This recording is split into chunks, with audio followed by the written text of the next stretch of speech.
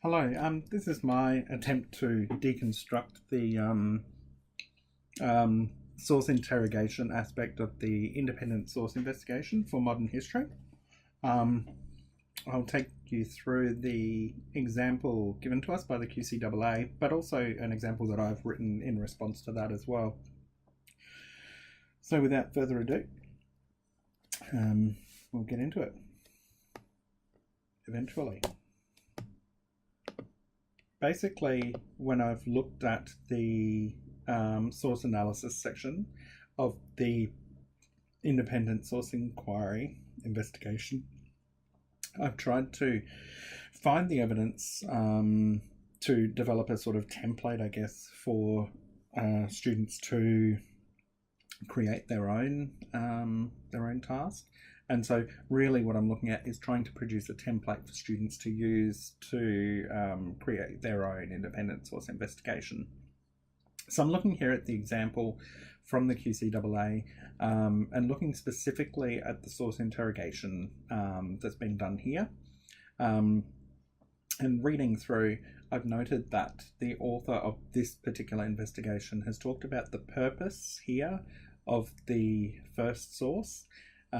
They also go on to talk about accuracy in a very basic sense, saying that it is an accurate source, not really going into any detail about what that means at this point. They also mentioned that it's first-hand information, so we're talking about a primary source, and it's got some information on bias or perspectives as well. When referring to the source evidence, the author discusses the explicit and implicit meanings.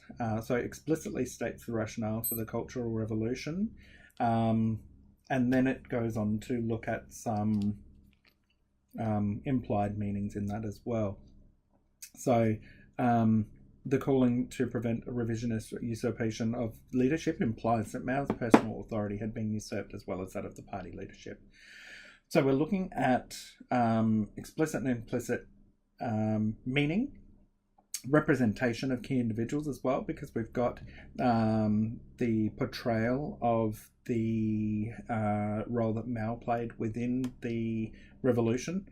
And then we've also got some information about the tone or the authority of the author of this source.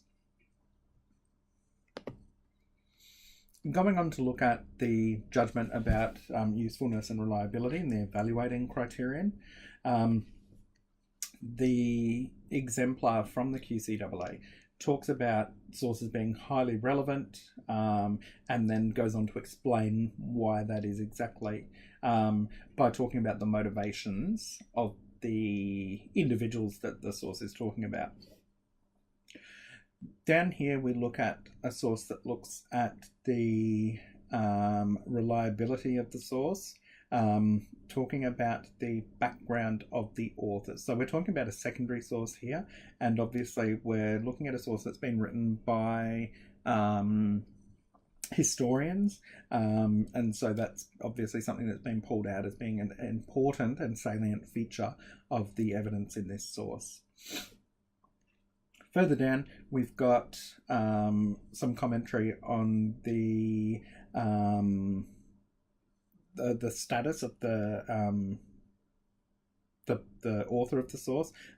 So it talks about using primary source evidence to back up the claims made in this secondary source, but it also talks about the language choices that are made by the authors of the source. So they use objective expert language and evidence to justify their own conclusions.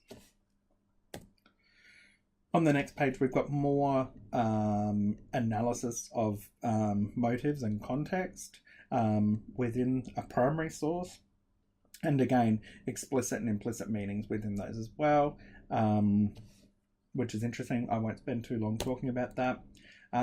Again, explicit and implicit meanings. And without dwelling too much on this, it's much of the same sort of information, except for up here, it's also talking about as source evidence, it's talking about the origin of that information. So it then links in and says that because we're unclear on where this information comes from, down here it talks about the reliability being questionable for that particular source. So there's definitely interplay between different levels of analysis and evaluation there, and the relationship between those judgments. So from that, I've developed this independent source investigation, source analysis and evaluation template, which basically is a succinct way for students to be able to pull out the information from sources that they're considering using for their independent source investigation. Students are asked to provide a basic description of a source, as well as the explicit meanings and implicit meanings that can be inferred from that source.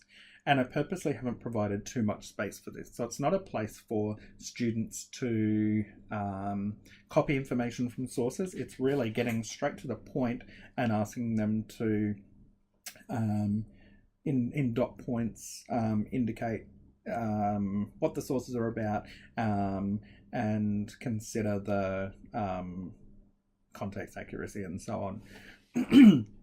So my students have been taught to use CAMPO, C-A-M-P-O, when they're looking at source analysis. So these were all used in the QCAA exemplar, which I think is important to note. And this comes from the achievement standards for modern history as well. So these questions are a bit of a guide for students. And then, of course, we go to evaluation, looking at usefulness and reliability. So I've chosen to look at one source that I used in Unit 1, Topic 1, my first topic, on the Mile Creek Massacre and the trial of the perpetrators of that crime. And so this letter from the editor, to the editor from the Australian newspaper on the 8th of December 1838, gives some insight into the beliefs and values of people at the time, and it was a significant source that we used. So if I was doing an independent source investigation on the Mile Creek Massacre, this is certainly one that I would be looking at using as one of my sources within that. So using the template that I showed previously, I've gone through and I've tried to summarize the information that's in there very succinctly, and looked at all of those different aspects of the task, even though when it comes to writing up my source interrogation, I'm not going to include everything that's within there, as I can show you here. So I've chosen to look at providing information about what the source is about in very general terms, the explicit meaning of the source and the implicit meaning of the source as well. In the next section, where I've written about the